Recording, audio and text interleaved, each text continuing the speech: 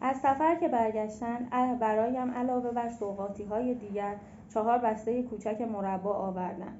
پرسیدم اینها را از کجا آوردید؟ مادر جواب داد مال صبحانه توی هواپیماست، هر کدام 2 تا گرفتیم. در حالی که نمیخواستم جواب را بشنوم پرسیدم 10 تای دیگر را از کجا آوردید؟ مال باقی مسافرها بود که مربایشان را نمیخواستند. مسافران قسمت درجه 1 را تجسم کردم که دستمال سفره انداختند روی پاهاشان. ناگهان ببخشید شما مرباتان را می‌خواهید؟ مادر با آن لهجه غلیظ خاورمیانه‌ای. اگر گذرنامه آنها را هم می‌خواست با کمال میل می‌دادند تا از دستش خلاص شود. چند خطی که براتون خوندم از کتاب عطر سنبل عطر کاج، نویسنده خانم فیروزه جزایریه. یه کتابیه که خیلی خیلی من از خوندنش لذت بردم. اگه بخوام یه توضیحی در مورد کتاب بدم باید بگم که این کتاب یه نثر ساده و روون و همراه با طنز داره.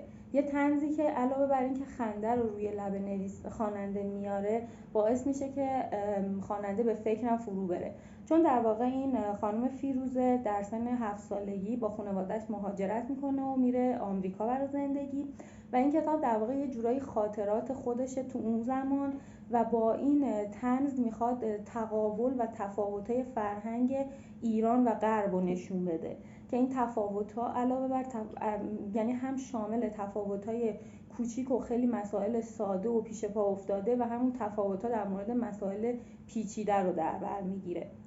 به خاطر همین وقتی که میخونیم، یعنی من خودم زمانی که این کتابو خریدم و یه دفعه هم خوندمش این کتابو، دوره‌ای بود که خیلی سرم شلوغ بود و این کتابو گذاشتم گفتم شبا قبل از خواب حالا 20 الی 30 صفحه‌شو میخونم و حساب کرده بودم که چند روزه میتونم تموم کنم، ولی انقدر دلنشین بود که مثلا متوجه برگ زدن کتاب نمیشدم و یهو شب می‌دیدم مثلا 50 60 صفحه رو خوندم، چون هم خیلی دلنشینه و هم به خاطر اون نثری که داره اصلا کتاب سخت و پیچیده و اون مثلا مسائل پیچیده و فلسفی و اصطلاحات سخت و پیچیده رو نداره و به نظر من برای کسایی که میخوان حالا کتاب خوندن رو با یه کتاب ساده و سبک شروع کنن خیلی خیلی میتونه کتاب خوبی باشه و علاوه بر اون طی چند سالم جزء پرفروش‌ترین کتابا توی آمریکا بوده، چون ترجمه شده است. خودشون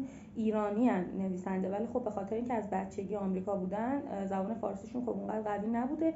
کتاب انگلیسی نوشته شده و ترجمه شده که این ترجمه‌ای که من دارم آقای محمد سلیمانی نیا مترجم کتابن، ولی خب چند سال جزو پرفروش‌ترین کتاب‌ها بوده و جوایز متعددی گرفته.